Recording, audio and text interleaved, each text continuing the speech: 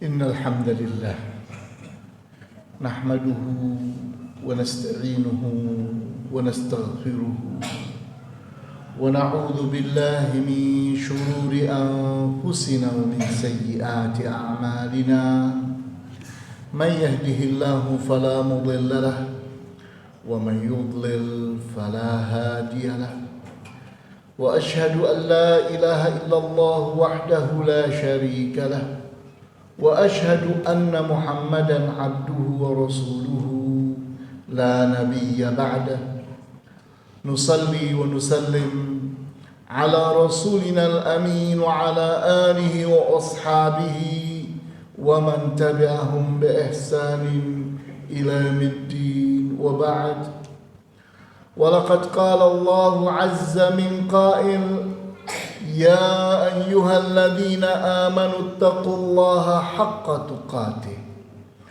ولا تموتن إلا وأنتم مسلمون يا أيها الناس اتقوا ربكم الذي خلقكم من نفس واحدة وخلق منها زوجها وبث منهما رجالا كثيرا ونساء واتقوا الله الذي تساءلون به والأرحام إن الله كان عليكم رقيبا يا أيها الذين آمنوا اتقوا الله وقولوا قولا سديدا يصلح لكم أعمالكم ويغفر لكم ذنوبكم ومن يطع الله ورسوله فقد فاز فوزا عظيما واعلموا رحمكم الله أن خير الحديث كتاب الله وخير الهدي هدي محمد صلى الله عليه وسلم وشر الأمور محدثاتها وكل محدثة في الدين بدعة وكل بدعة ضلالة wa kulla dhalalatin finnar. Para hadirin sidang Jumat yang dimuliakan oleh Allah Azza wa Jalla, di antara hal yang wajib kita syukuri kepada Allah adalah nikmat-nikmatnya yang tidak terhingga. Di antara nikmat yang sangat-sangat agung adalah nikmat keberadaan kita di bulan Ramadan. Bulan Ramadan yang penuh dengan kelipatan pahala, penuh dengan kemudahan-kemudahan untuk beribadah dan melakukan ketaatan kepada Allah, dan bulan Ramadan yang penuh dengan berkah sehingga kita merasakan di bulan Ramadan hal-hal yang tidak merasakannya di selain bulan Ramadan. Dan yang tidak kalah pentingnya adalah bulan Ramadan merupakan ajang pelatihan. Di bulan Ramadan kita dilatih untuk beriman, bertakwa, dan bersabar. Di bulan Ramadan, siapapun di antara kita bisa saja minum dan makan dengan sembunyi-sembunyi. Tapi ternyata itu tidak dilakukan. Apa penyebabnya? Karena iman kepada Allah.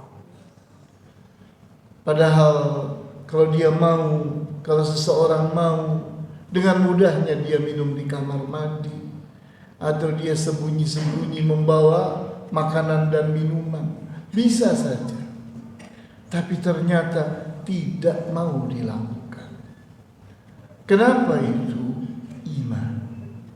Iman seseorang di bulan Ramadan sangatlah kuat. Padahal di hari-hari biasa, seseorang kalau sudah jam 10 pagi saja belum makan, belum minum, dia akan marah-marah. Dia akan merasa lapar. Tapi ternyata di bulan Ramadan jam 10 lewat, bohor lewat, asar lewat, ternyata kita mampu menahan diri. Nah, kemampuan menahan diri itulah yang disebut dengan sabar. Sabar itu adalah kerja emosi kita, kerja hawa nafsu kita. Orang yang sabar, orang yang sabar adalah orang yang mampu menahan emosinya. Orang yang tidak sabar tidak mampu dia menahan emosinya. Di saat seseorang itu lapar, di saat seseorang itu haus, tentunya emosinya naik. Namun ternyata orang yang berpuasa mampu menahannya. Nah, itu adalah latihan sabar. Kemudian di saat seseorang itu memperhatikan, apa sih yang membuat saya ini semangat di bulan Ramadan? Maka jawabnya karena ada unsur takwa. Apa unsur takwa itu? Di mana bertakwa itu artinya berlindung diri dari kemarahan Allah, dari kebencian Allah, dari azab Allah, dan keinginan untuk dicintai oleh Allah, disenangi oleh Allah, dekat dengan Allah, dan dimasukkan ke dalam surganya. Maka keinginan itu membentuk semangat. Semangat inilah yang disebut dengan takwa. Spirit di saat seseorang itu, kenapa saya harus melakukan ini? Kenapa saya harus meninggalkan ini?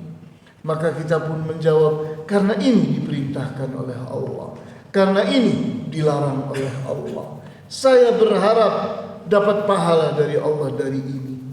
Saya berharap Allah Subhanahu wa taala ingin menjadikan saya ini dekat dengannya, dicintainya, disukainya, dan menjadikan saya layak masuk surga. Nah, spirit inilah yang disebut dengan takwa. Dan itu yang dilatihkan selama 29 atau 30 hari bulan Ramadan. Maka di saat seseorang itu sukses, berhasil, lolos dari bulan Ramadan, maka dia telah disiapkan oleh Allah untuk menghadapi 11 bulan sisa dari setahunnya. Sehingga nanti ada Ramadan lagi, menyiapkan lagi 11 bulan berikutnya.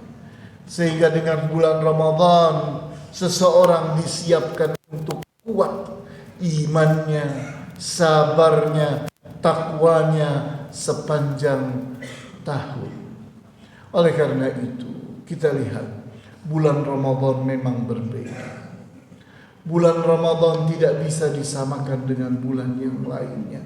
Karena di bulan Ramadan banyak sekali Allah berikan kemudahan-kemudahan. Di antara kemudahan itu adalah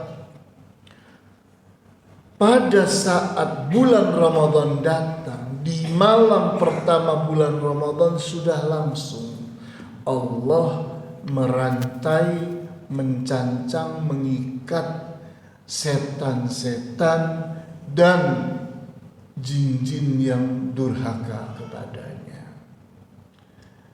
Sehingga sepanjang bulan Ramadan seseorang tidak berhadapan dengan gangguan setan, tidak berhadapan dengan rayuan setan. Terus kok ada orang berbuat dosa? Maka jawabnya karena dia telah menjadi setan.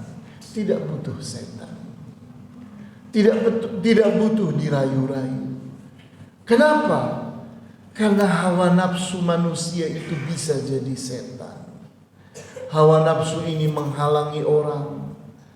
Hawa nafsu ini bermalas-malasan. Hawa nafsu ini inginnya hal-hal yang sesungguhnya bukan kebutuhannya. tidak diperlukannya, tapi mengharuskan seseorang untuk melakukannya. Padahal bisa jadi berakibat buruk, bisa jadi berbahaya. Maka di saat seseorang itu mengerti bahwa problem sesungguhnya seorang manusia adalah hawa nafsunya. Baiknya seseorang karena dia mampu mengendalikan hawa nafsu yang ada pada dirinya. Buruknya seseorang karena dia mengikuti hawa nafsu yang ada di dalam dirinya. Sehingga kita diingatkan oleh Rasulullah SAW dalam hadis yang derajatnya hasan, diriwayatkan oleh An-Nasa'i, di mana Rasulullah SAW mengatakan, al-kayyisu man dana nafsahu wa amila lima ba'dal maut, wal ajizu man atba'a nafsahu hawaha wa tamanna 'ala Allahil amani. Al-kayyis, orang yang baik itu, orang yang saleh itu adalah orang yang dana nafsahu, mampu mengendalikan hawa nafsunya, mampu menjinakkannya, mengendalikannya, menundukkannya, sehingga hawa nafsunya yang ikut kepada dia, bukan dia yang ikut kepada hawa nafsu. Seperti seseorang memiliki kuda, dijinakkannya sehingga kudanya yang ikut kepada dia. Seseorang memiliki binatang, maka dijinakkannya, maka binatang itu ikut kepadanya. Maka hawa nafsu yang jinak itu menyebabkan seseorang bisa mengaturnya. Kemudian wa amila lima ba'dal maut, di saat dia itu mampu mengendalikan hawa nafsunya, maka visinya pun akhirat. Tubuhnya di dunia, tapi fikirannya akhirat. Dia ingin berbahagia di akhirat. Uang saya untuk membahagiakan saya di akhirat. Tenaga saya untuk membahagiakan saya di akhirat. Kemuliaan saya, kehormatan saya untuk membahagiakan saya di akhirat. Hubungan-hubungan saya untuk membahagiakan saya di akhirat. Segala apa yang saya miliki semua harus saya gunakan untuk membahagiakan saya di akhirat. Karena akhirat itu tujuan saya. Dunia ini alat saya untuk saya gunakan bagaimana berbahagia di akhirat. Itulah orang yang kayis, orang yang cerdas. Sebaliknya kata Rasulullah, wal ajizu man atba'a nafsahu hawaha. Sedangkan orang yang lemah itu adalah orang yang memperturutkan dirinya kepada hawa nafsunya, sehingga dia menjadi budaknya hawa nafsu. Dia diatur-atur oleh hawa nafsu. Akibatnya apa? Dia menjadi orang yang senang malas-malasan, menghalalkan segala cara, salah menempatkan cinta dan benci, takut dan berani dan sebagainya. Kenapa? Karena dia mengikuti hawa nafsu. Apapun yang diinginkan oleh hawa nafsu diwujudkan menjadi kenyataan, walaupun caranya buruk, caranya tidak benar, caranya sesuatu yang bertentangan dengan tatanan sosial, bertentangan dengan ketentuan Allah dan Rasulnya. Kemudian wa tamanna 'ala Allahil amani, dia berangan-angan terhadap Allah. Sehari-hari dia bikin marah Allah. Sehari-hari dia bikin benci Allah. Sehari-hari dia membuat dirinya layak masuk ke api neraka, tapi dia ingin masuk surga. Apa terus caranya? Padahal dia itu setiap hari membuat Allah benci dan marah. Maka tamanna 'ala Allahil amani. Dia berangan-angan. Kan Allah Ghafurur Rahim. Allah Maha Pengampun, Allah Maha Penyayang. Saya bakal diampuni oleh Allah. Saya bakal disayangi oleh Allah. Dia bilang, bagaimana? Kamu tiap hari bikin Allah marah. Tiap hari bikin Allah benci. Kamu berbuat dosa, kamu berbuat maksiat terhadapnya sehingga dia sangat benci kepadamu, sangat marah kepadamu. Kemudian engkau ingin masuk ke dalam surganya yang tidak ada yang mampu menandingi nilainya. Apapun dunia ini dengan segenap isinya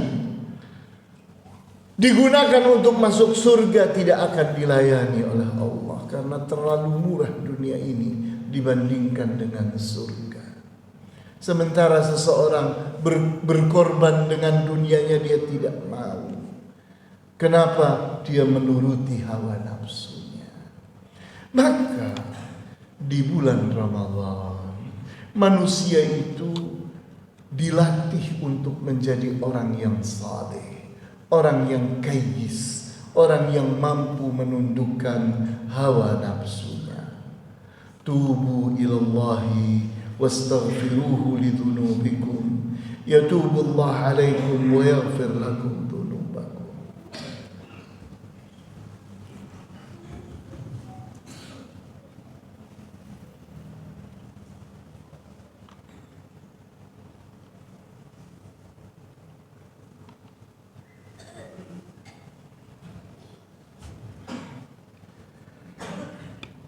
Walhamdulillahi rabbil alamin.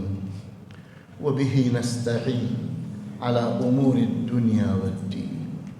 Wassalatu wassalamu ala ashrafil anbiya'i wal mursalin wa ala alihi wa ashabihi ajma'in. Para hadirin sidang Jumat yang dimuliakan oleh Allah Azza wa Jalla, setelah seseorang itu menyelesaikan bulan Ramadan, maka datanglah hari yang disebut dengan Idul Fitri. Apa sih artinya Idul Fitri? Id itu artinya sesuatu yang dirayakan.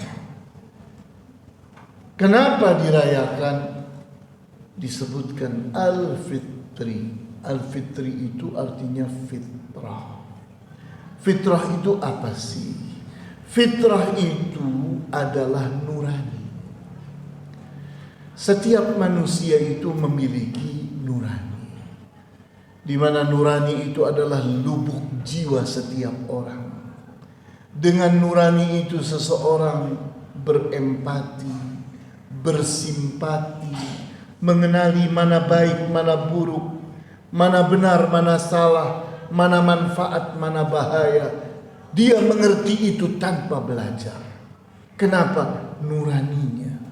Nuraninya membentuk kesadaran sehingga dia mengerti mana yang dia butuhkan, mana yang tidak dia butuhkan. Maka di saat seseorang itu mampu mengalahkan hawa nafsu, menundukkan hawa nafsu, mengendalikan hawa nafsu, maka dia akan memenangkan fitrahnya, memenangkan nuraninya, sehingga dia mampu berpikir jernih. Dia menjadi manusia yang sangat manusiawi. Dia sangat penyayang. Dia sangat mampu berempati kepada kesulitan orang, kesedihan orang. Sangat siap untuk menjadi manusia yang penuh dengan kasih sayang. Karena manusia itu diciptakan untuk rahmatan lil alamin, untuk menebar kasih sayang di alam semesta. Kalau nurani seseorang itu jernih, dia akan mampu menebar kasih sayang. Tapi kalau hawa nafsu yang menang, dan nuraninya kalah, maka apa yang terjadi? Dia menjadi orang yang kejam, orang yang sadis, menghalalkan segala cara, sehari-hari penuh dengan maksiat dan dosa-dosa, kejahatan dan kesalahan-kesalahan. Semua itu bersumber kepada hawa nafsu. Oleh karena itu, di saat seseorang sepanjang bulan Ramadan berhasil menundukkan hawa nafsunya dan memenangkan fitrahnya, kemudian dia datang di hari Lebaran, Idul Fitri, itu artinya dia telah berhasil memenangkan fitrahnya. Itulah penyebab kenapa dinamakan Idul Fitri, karena fitrah di hari itu menang. Maka orangnya pun disebut dengan al-faizin, al-aidin wal-faizin. Apa artinya al-aidin wal-faizin? Kita ucapkan minal aidin wal-faizin. Al-aidin artinya orang yang berlebaran, orang yang melakukan Id. Al-faizin artinya orang yang menang. Apa yang menang? Fitrahnya menang, hawa nafsunya kalah. Sepanjang bulan Ramadan dia telah berhasil, dia sukses menundukkan hawa nafsunya. Inilah ajaran Islam. Ajaran Islam itu datang dari Maha Pencipta, dari Allah yang tahu betul dalaman manusia. Allah tahu betul struktur, postur, konstruksi manusia, sehingga dia tahu betul bagaimana memperlakukan manusia. Sehingga amalan-amalan ibadah itu semua keuntungannya bukan buat Allah. Allah tidak dapat keuntungan apa-apa. Orang beribadah, kekayaan dan kekuasaan Allah tidak bertambah karena ibadah seseorang, karena ketaatan seseorang. Kekayaan dan kekuasaan Allah tidak berkurang karena perbuatan buruk, maksiat yang dilakukan oleh para manusia. Tidak rugi Allah. Terlalu kecil dunia ini buat Allah, sehingga semua perbuatan manusia itu tidak mengganggu Allah. Sehingga keuntungan dari mengamalkan Islam itu tidak kembali kepada Allah, karena tidak menambahi dan tidak mengurangi Allah, tapi keuntungan itu kembali kepada manusia. Sehingga untuk bisa mendapatkan kemenangan itu dibutuhkan hidayah, dibutuhkan petunjuk berupa taufik dan irsyad dari Allah. Taufik itu artinya adalah kecocokan antara kehendak kita dengan kehendak Allah. Kita berkehendak, tapi kalau Allah tidak berkehendak, tidak jadi kenyataan. Wa ma tasyauna illa ayyasha Allah Rabbul alamin. Tidaklah kalian berkehendak kecuali jika Allah menghendakinya. Dialah Rabbul alamin, Tuhan alam semesta. Sehingga manusia itu memiliki kehendak, namun kehendaknya membutuhkan hidayah agar kehendaknya dalam kebutuhan yang baik dan benar, dalam manfaat, dalam keberuntungan, dalam kesuksesan yang akan membahagiakannya di dunia dan di akhirat. Maka lagi-lagi kita mendapatkan pelajaran besar dari bulan Ramadan. Maka jangan kita gagal dengan bulan Ramadan. Semestinya seorang muslim itu selepas dari bulan Ramadan, dia telah menjadi mukmin yang saleh. Dia telah menjadi mukmin yang benar-benar bertakwa kepada Allah, menjadi mukmin yang benar-benar mampu bersabar.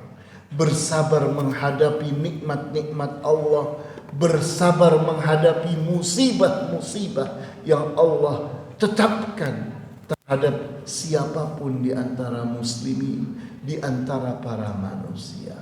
Allahumma ighfir lana dhunubana ya Ghaffar. Allahumma kaffir anna sayyiatina. Allahumma hdina, Allahumma arhamna ya arhamar rahimin. اللهم اهدنا اللهم اجعلنا من المؤمنين الصالحين الصابرين الشاكرين المخلصين المحسنين يا أرحم الراحمين. اللهم أرنا الحق حقا وارزقنا اتباعه وأرنا الباطل باطلا وارزقنا اجتنابه. اللهم علمنا ما ينفعنا وانفعنا بما علمتنا. اللهم علمنا رشدك يا خير الراشدين. اللهم اهدنا اللهم ارحمنا يا أرحم الراحمين. اللهم أعزنا بعزتك وقونا بقوتك وأغننا بفضلك واكفنا بحلالك عن حرامك يا أعز الأعزاء يا أقوى الأقوياء يا أغنى الأغنياء يا رب العالمين يا أرحم الراحمين. اللهم ارزقنا حبك وحب من يحبك وحب كل عمل يقربنا إلى حبك يا ذا الجلال والإكرام يا أرحم الراحمين. اللهم ارزقنا الإخلاص والتقوى والإيمان والتوكل عليك يا رب العالمين. ربنا آتنا في الدنيا حسنة وفي الآخرة حسنة وقنا عذاب النار. آمين يا رب العالمين. والحمد لله رب العالمين. وصلى الله على أشرف الأنبياء والمرسلين وعلى آله وأصحابه أجمعين. سبحانك اللهم وبحمدك أشهد أن لا إله إلا أنت أستغفرك وأتوب إليك وأقم الصلاة.